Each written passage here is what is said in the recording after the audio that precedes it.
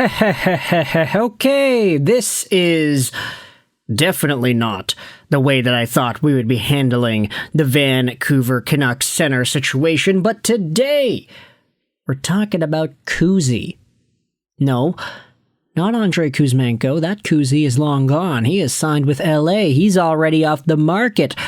Today we're talking about another Kuzi that, according to the Hockey News, could be a potential option for the Vancouver Canucks. It is Evgeni Kuznetsov, formerly of the Washington Capitals, formerly of the Carolina Hurricanes, and most recently of SKA St. Petersburg in the KHL. Now, we have had quite the underrated amount of video commentaries over the past calendar year talking about Evgeni Kuznetsov, not because everybody's talking about him and his free agency search, but because of the fact that Kuznetsov was on SKA St. Petersburg. He was playing with Ivan Demidov for a time, and for Montreal Canadiens fans who were salivating watching Demidov do his thing in the KHL, it was kind of unavoidable to talk about Evgeni Kuznetsov in the same breath, because he was always there. But now, Evgeni Kuznetsov is out of SKA, and he is looking for an NHL home. 33 years old, 6'1", 216, a left-handed guy. His most recent NHL season saw him put up 24 points in 63 games. That's not great. Now, Washington wasn't really as hot as they were in this previous season in 23-24, so I could kind of understand the decline in points, but you gotta remember, Evgeni Kuznetsov is just 3 years removed from being at a point per game in 2021-2022, 24 goals, 54 assists. He's a very good player, this Evgeni Kuznetsov was, and now he has gone down the KHL path, was a near point per game player over there. Things with SKA St. Petersburg weren't really all too great this most recent season. A lot of folks were questioning the coaching. A lot of folks were questioning the deployment of some of the players. I strongly believe that if Ivan Demidov was just given a bigger role, more responsibility, more minutes, and more time with Kuznetsov, both of these guys probably would have had more points. But other than that, Kuznetsov is now a free agent to sign with any NHL team. It's already been reported that he wants to come back. And we're heading over to the Hockey News because Michael DeRosa yesterday wrote about 3 potential landing spots for Kuznetsov in 2025-2026. Let's go out there and read here. And pause the video at the same time because we don't want auto-playing videos to copyright strike this YouTube channel. Evgeni Kuznetsov's longtime teammate recently discussed the possibility of the center returning to the NHL. After posting up 37 points in 39 games in the KHL, Kuznetsov is reportedly looking to return to North America.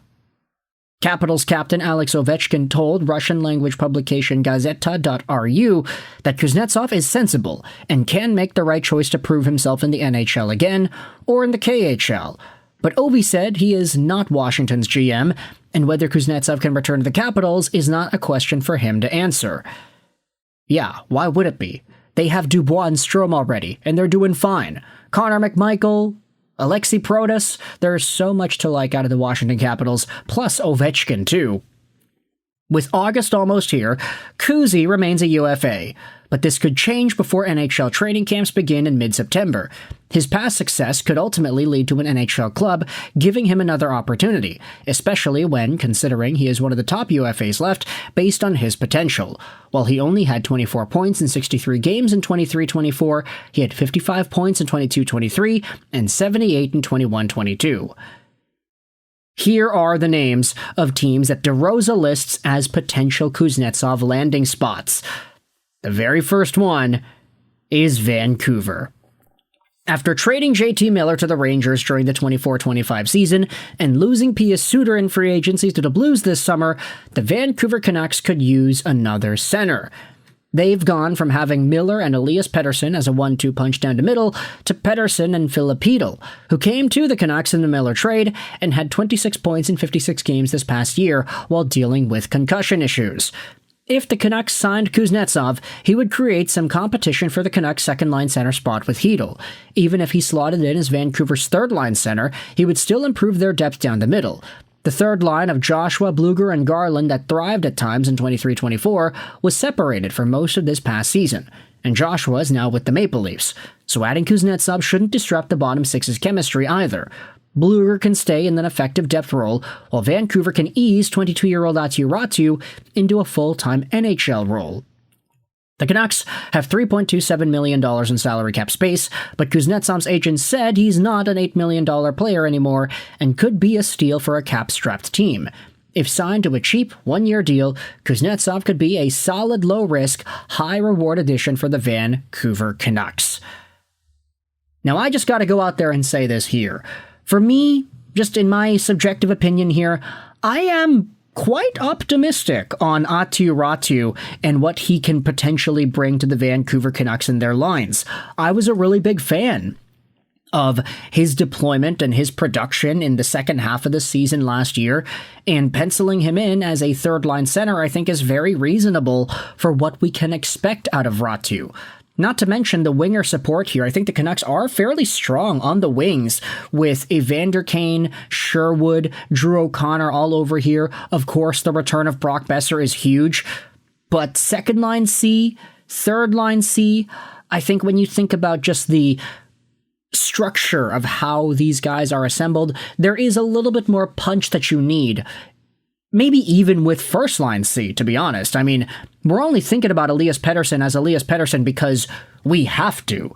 We need to think of this guy as an 80, 90, 100 point caliber player for the Vancouver Canucks to have a chance to be competitive.